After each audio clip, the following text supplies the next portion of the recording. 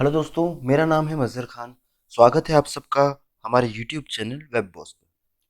तो दोस्तों, HTML की सीरीज में आगे बढ़ते हुए आज हम देखेंगे CSS। दोस्तों, ये जो है वो CSS का क्विक ओवरव्यू रहेगा। ठीक है। हालांकि हम CSS का जो कोर्स है, फुल कोर्स, वो हम HTML के कोर्स के बाद स्टार्ट करेंगे। बट दोस्तों, अब HTML में हम जैसे जैसे आगे बढ़ रहे हैं तो हमको थोड़ी बहुत स्टाइलिंग की भी जरूरत पड़ेगी। इसलिए हम अभी सिर्फ एक क्विक ओवरव्यू ले रहे हैं CSS का। आपको बेसिक CSS अभी हम आपको बता देते हैं।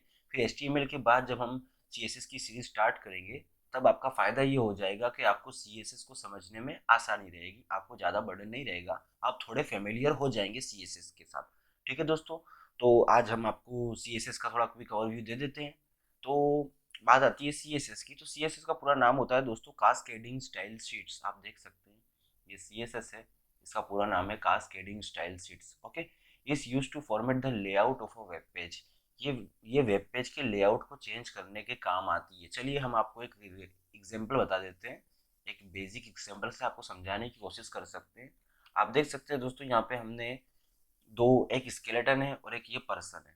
तो दोस्तों, ये जो स्केलेटन है, जिसे हम कंकाल कहते हैं हिंदी भाषा में, तो दोस्तों ये जो कंकाल होता है ना, ये इसको आप एज अ पर्सन मत देखिए, इसको आप एज अ वेबसाइट देखिए एक बार के लिए। ठीक है दोस्तों। तो HTML से हम जो है वो स्ट्रक्चर तैयार कर सकते हैं वेब पेज का। जैसे कि आप देख सकते हैं ये जो है स्केलेटन जो होता है वो ह्यूमन बॉडी का एक स्ट्रक्चर होता है। ठीक है दोस्तों। तो इसी तरीके से HTML जो है वो वेब पेज के स्ट्रक्चर को क्रिएट करता है। बट दोस्तों, जब बात आती है उसमें स्टाइल की, उसमें लुक की, उसका आपको कैसे, उसको आपको अट्रैक्टिव बनाना है, आपको उसको अलग अलग कलर्स देने हैं, आपको उसकी सजावट करनी है, तो वहाँ आपको HTML के साथ CSS की ज़रूरत पड़ती है। जैसे कि आप देख सकते हैं यहाँ पे एक स्केलेटन है जो HTML की मदद से बना हुआ है, और यहाँ पे उसी स्केलेटन का हमने पर्सन बना दिया है। अब ये पर्सन कैसे बना है? क्योंकि हमने यहाँ HTML और CSS दोनों का यूज़ किया है। तो दोस्तों, CSS का जो है पर्पज़ यही है कि वो वेब स्ट्रक्चर को, वेब डॉक्यूमेंट को डिज़ाइन करता है। हम अपने अकॉर्डिंग डिज़ाइन कर सकते हैं, और डिज़ाइन से मतलब काफ़ी attractive designs, web page, web layouts हम बना सकते हैं। तो दोस्तों, इस तरीके से CSS का हम इस्तेमाल करते हैं, और CSS का यही एक रोल होता है। दोस्तों, ये सबसे आसान एग्जाम्पल है, उम्मीद करता हूँ आपको अच्छे से समझ में आया होगा। चलिए अब थोड़ा थियरी पढ़ लेते हैं CSS की। तो आगे बढ़ते हैं। With CSS you can control the colour, font, the size of text, the spacing between elements, how elements are positioned and laid out. तो दोस्तों, यहाँ ये लिखा हुआ है कि CSS की मदद से आप फॉन्ट्स के कलर चेंज कर सकते हैं, उनकी साइज को साइज पे कंट्रोल कर सकते हैं। फिर आप स्पेस दे सकते हैं वर्ड के बीच में, वर्ड स्पेसिंग होता है। जैसे कि फॉर एग्जांपल मैं आपको बताऊं, ये जो हमने लिखा है वॉट, इसमें स्पेस नहीं है, पर मैं चाहूँ तो इन चारों डिजिट्स के बीच में एक पर्टिकुलर स्पेस रख सकता हूँ। इसको हम वर्ड स्पेसिंग कहते हैं, मतलब वर्ड्स के बिटवीन हम स्पेस जो क्रिएट कर सकते हैं वो भी आप इसमें कर सकते हैं। और सबसे मेन बात ये, how elements are position and laid out. आप यहाँ पे अपने एलिमेंट की पोजीशन भी डिफाइन कर सकते हैं, कौन से एलिमेंट को आपको किस पोजीशन पे रखना है, इस तरीके से। तो अगला है व्हाट बैकग्राउंड इमेजेस और background colours are to be used, different displays for different devices and screen sizes and much more. दोस्तों, ये सबसे खास पॉइंट है CSS का। CSS की मदद से आप बैकग्राउंड में इमेजेस लगा सकते हैं, बैकग्राउंड कलर को भी यूज़ कर सकते हैं, इमेजेस को भी यूज़ कर सकते हैं। ठीक है दोस्तों।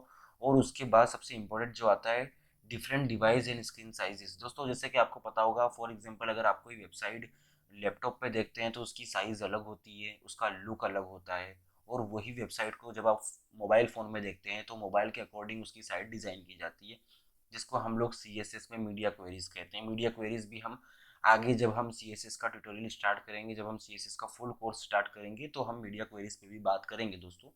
तो यहाँ बस आप इतना जान लीजिए कि इसकी वजह से, इसकी मदद से आप स्क्रीन साइजेस को भी चेंज कर सकते हैं, और अपने अपने जो भी लेआउट है आपका, जो भी वेब स्ट्रक्चर है, उसको अलग अलग स्क्रीन साइजेस के अकॉर्डिंग आप ब्यूटीफुल बना सकते हैं। ठीक है दोस्तों। अब यहाँ पे एक टिप है दोस्तों। The word cascading means that a style applied to a parent element will also apply to all children element within the parent। अब दोस्तों, मैं आपको बता दूं कि पेरेंट और चाइल्ड क्या होता है। देखिए, पेरेंट ये एक रिलेशनल है, रिलेशन होता है। रिलेशन जैसे हम लोग घर में, हमारे घर में जितने लोग रहते हैं उन सबका आपस में रिलेशन होता है, वैसे ही जो वेब स्ट्रक्चर होता है HTML का, तो उसमें जितने भी एलिमेंट होते हैं उन सबका आपस में एक दूसरे के साथ रिलेशन होता है। फॉर एग्जांपल, ये जो बॉडी टैग है ये पेरेंट है। पेरेंट का मतलब होता है सबसे सीनियर। फॉर एग्जांपल जैसे घर में पिताजी होते हैं तो उस तरीके से ये पेरेंट होता है। ये बॉडी टैग पेरेंट है, ठीक है। अब बॉडी टैग के अंदर हमारा कौन सा टैग आ रहा है, ये H1 टैग आ रहा है, तो ये पेरेंट का चाइल्ड है। P जो है वो भी चाइल्ड है, और ये जो दूसरा पैराग्राफ टैग है P, ये भी चाइल्ड है, ठीक है दोस्तों। तो अब ये जो तीनों हैं, ये जो इनका पेरेंट कौन हुआ, बॉडी इनका पेरेंट हुआ, ठीक है। ये बॉडी टैग जो है ये इनका पेरेंट हुआ, और ये जो तीनों जो हैं वो उसके डायरेक्ट चाइल्ड हैं, ठीक है। ये तीनों डायरेक्ट चाइल्ड है, तो ये तीन बॉडी के जो है चाइल्ड हैं, और ये तीनों का आपसी रिलेशन जो होगा वो सिबलिंग्स का होगा। मतलब ये एक दूसरे के सिबलिंग्स है, भाई बहन जिसे आप कहते हैं, ये सिबलिंग्स है एक दूसरे में। लेकिन बॉडी टेक जो है जिसके अंदर ये लोग रैप हैं, तो ये उनका पेरेंट हुआ। अगर फॉर एग्जाम्पल ये H1 को मैं पी के अंदर, सॉरी पी के अंदर तो ऐसा होता नहीं है, बट कर सकते हैं आप, ऐसा कोई जरूरी नहीं है। बट डिवीजन टेक, एक डिवीजन टेक आता है जिसको भी हम आगे प्रैक्टिकल सेशन में देखेंगे अभी। तो उस टैग के अंदर अगर आप उसको रैप कर लेते हो, तो वो टैग जो होता है वो हेडिंग, अगर मान लो हेडिंग को किसी टैग के अंदर हमने डाल दिया, तो हेडिंग जो हो गया उसका पेरेंट वो टैग हो जाएगा। और जो वो टैग है वो हेडिंग हेडिंग जो है उसका मतलब ये उसका पेरेंट हो गया, तो हेडिंग उसका चाइल्ड हो जाएगा। फिर हेडिंग के साथ जितने एलिमेंट उसकी क्लास के होंगे, मतलब आजू बाजू वाले अगल बगल वाले, वो सिबलिंग्स होंगे। तो दोस्तों इस तरीके से वेब में अपने हम लोग एलिमेंट के रिलेशंस बनाते हैं। रिलेशंस के हिसाब से आप उस पर स्टाइलिंग कर सकते हैं, रिलेशन के बेस पे ही आप उनको सिलेक्ट कर सकते हैं, क्योंकि स्टाइल करने से पहले आपको पहले एलिमेंट्स को सिलेक्ट करना होता है। तो जब तक आप सिलेक्ट नहीं करोगे तो आप स्टाइल नहीं कर पाओगे। इसीलिए स्टाइल के लिए आपको रिलेशन पता होना चाहिए। ठीक है, तो दोस्तों ये क्विक रिव्यू है, आपको घबराने की जरा भी जरूरत नहीं है। जैसे हम CSS का कोर्स स्टार्ट करेंगे, हम पूरा डीप डाइव करेंगे उसमें, आपको अच्छे से समझाएंगे, डोंट वरी। तो आगे बढ़ते हैं, इसमें क्या लिखा हुआ है। So if you set the colour of the body text to blue, all headings, paragraphs and other text elements within the body unless you specify something else will also get the same color। तो दोस्तों मैं आपको एक चीज़ बताना चाहता हूँ कि for example अगर आप में यहाँ जो बॉडी है इसमें अगर आप उसका कलर चेंज करते हो, जैसे कि यहाँ मैं आपको एक एग्जांपल बता देता हूँ। ये स्टाइल लिया हमने, ये हमने कर लिया कलर, ठीक है दोस्तों, और यहाँ हमने दिया सा कलर रेड। अब इसको कंट्रोल एस से सेव करते हैं। एक मिनट पहले मैं टाइटल चेंज कर दूँ। यह हमारा CSS का CSS कंट्रोल एस से सेव करेंगे। अब हम जाएंगे सीधा हमारे वेब पेज पे, ये रहा। अब जैसे हम इसको रिफ्रेश करेंगे तो आप देख सकते हैं दोस्तों, ये जो इसका कलर होता है रेड कलर, देख सकते हैं आप, यहाँ हमने बॉडी का स्टाइल में कलर रेड दिया हुआ है। तो हम जो बॉडी में स्टाइल देते हैं ना दोस्तों, वही स्टाइल पूरे में अलाउ हो जाती है, पूरे स्ट्रक्चर में अप्लाई हो जाती है एक साथ। तो इस तरीके से अगर आप बॉडी में देते हो स्टाइल तो वो पूरे डॉक्यूमेंट पे अप्लाई होती है, क्योंकि मैंने आपको बताया कि बॉडी टैग जो है वो पेरेंट टैग है पूरे वेब पेज का। पेरेंट दो, आप जो पेरेंट को टास्क दोगे वो टास्क चाइल्ड पे ऑटोमेटिक अप्लाई हो सकता है, हो जाएगा, ठीक है दोस्तों। बट अगर आपको ऐसा नहीं करना है तो आपको पर्टिकुलर चाइल्ड जो है उसको अलग से सिलेक्ट करना होगा, उसको अलग से स्टाइल डिफाइन करनी होगी, उसको आपको बताना पड़ेगा कि भाई इसमें अप्लाई नहीं करना है। तो इस तरीके से हम सिलेक्टर बनाते हैं।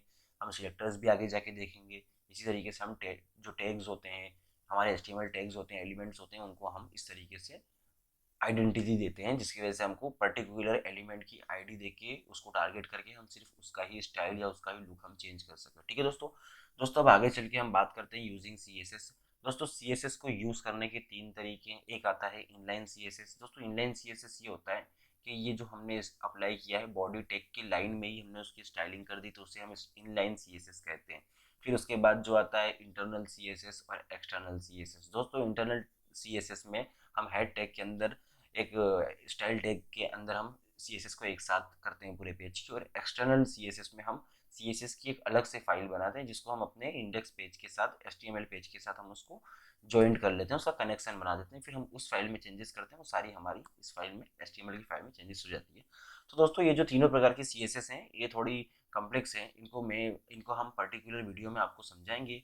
हम नेक्स्ट वीडियो से स्टार्ट करेंगे। एक वीडियो में इनलाइन CSS को पूरा कवर करेंगे, फिर नेक्स्ट वीडियो में हम इंटरनल CSS को कवर करेंगे, फिर उसके बाद हम एक्सटर्नल CSS को कवर करेंगे। तो ठीक है दोस्तों, मिलते हैं अपने नेक्स्ट वीडियो में। तब तक के लिए दोस्तों गुड बाय, थैंक यू।